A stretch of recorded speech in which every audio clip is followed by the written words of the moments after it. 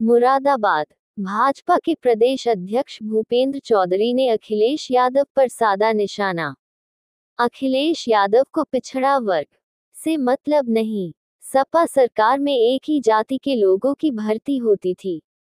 अखिलेश यादव अपने परिवार के बारे में सोचते हैं।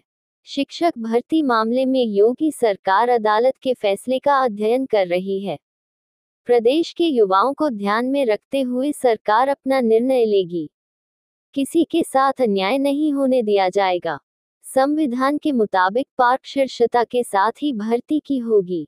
संविधान के सवाल पर प्रतिक्रिया। देश में सबसे अधिक संविधान का संशोधन कांग्रेस ने किया। कांग्रेस संविधान को कलंकित किया। अखिलेश के पिता इमरजेंसी में बंद हुए थे। सपा आज कांग्रेस के साथ खड़ी है। हमारी सरकार नियम के विरुद्ध कोई कार्य नहीं करती। संविधान में जो आरक्षण है उसी का पालन होगा। सपा सांसद रुचि वीरा के बयान पर तीखी प्रतिक्रिया। हमारी सरकार देश और प्रदेश में कानून का राज स्थापित करने में लगी है, इसीलिए जनता ने भाजपा को चुना। अपराधी और माफिया है, अनैतिक कार्य किए हैं, उन्हें सजा मिल रही है। उपचुनाव को लेकर तैयारी पर प्रतिक्रिया।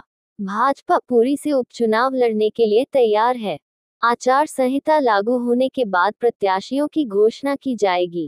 न्यायालय ने जो आदेश किया है 69,000 शिक्षक भर्ती को विषय को लेकर विभाग उसका अध्ययन कर रहा है और हमारी सरकार किसी भी युवाओं के खिलाफ या उनके भविष्य के लिए कोई भी ऐसा कदम नहीं उठाएगी जिसमें उनके साथ अन्याय हो। हम संकल्पित हैं, जो विधि सम्मत व्यवस्था है, जो आरक्षण के नियमों में व्यवस्था है, जो हमारे संविधान में प्रदत्त व्यवस्था है, उसी के आधार पर हमारी सरकार आगे बढ़ेगी। अखिलेश जी का पिछड़े वर्गों से आरक्षण से मतलब नहीं है उनकी, केवल उन्हें अपने घर परिवार के बारे में उन्हें सोचते हैं। वो आपने देखा होगा समाजवादी पार्टी की सरकार के समय किस प्रकार से एक जाति के लोगों की भर्ती होती थी, किस प्रकार से जो आयोग और बोर्ड थे उनमें अलग अलग किस प्रकार से भ्रष्टाचार के आरोप लगे। तो ये कहीं ना कहीं जो इस तरह का काम करने वाले लोग हैं दूसरों को ज्ञान देने से उन्हें बचना चाहिए। हमारी सरकार संविधान में जो आरक्षण है, जो व्यवस्था है, उसके साथ ही आगे बढ़ेगी।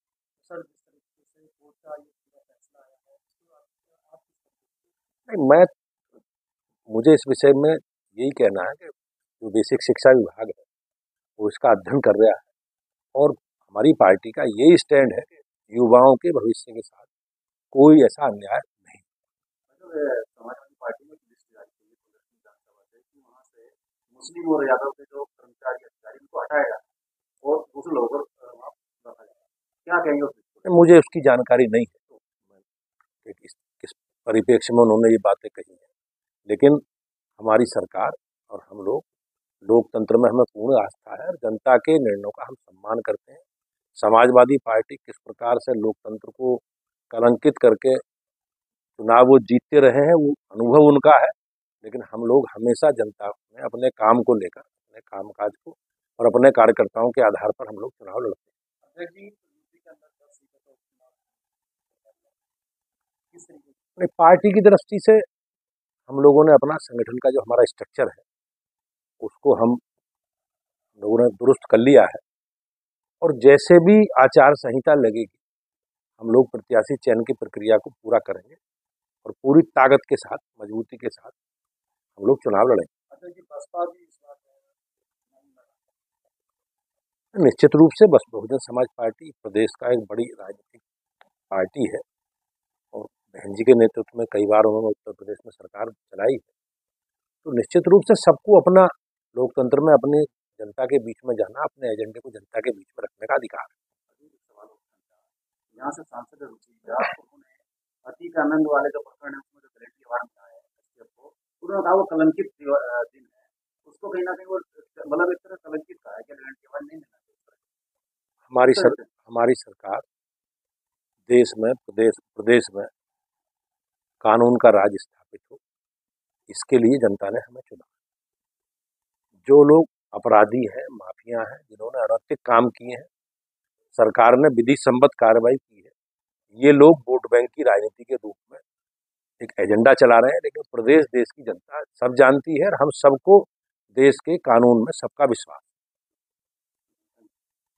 जैसे अपने अखिलेश कह रहे हैं कि बीजेपी से मुक्ति होने का मतलब है तमाम परेशानियां संकट से मुक्ति होना।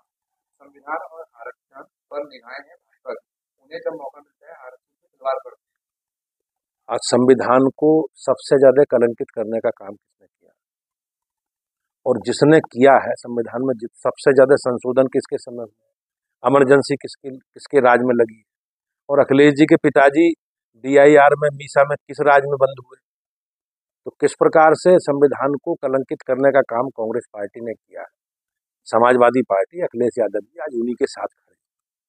हम लोगों ने हमेशा संविधान को, हमारे नेता ने नरेंद्र मोदी ने संविधान को प्राथमिकता दी है, और हमेशा संवैधानिक व्यवस्था का पालन करने वाले हम लोग हैं। उसी आधार पर हम लोग आगे बढ़ रहे हैं। इन लोगों का निगेटिव एजेंडा है, और ये जनता, देश की, प्रदेश की जनता सब जानती है।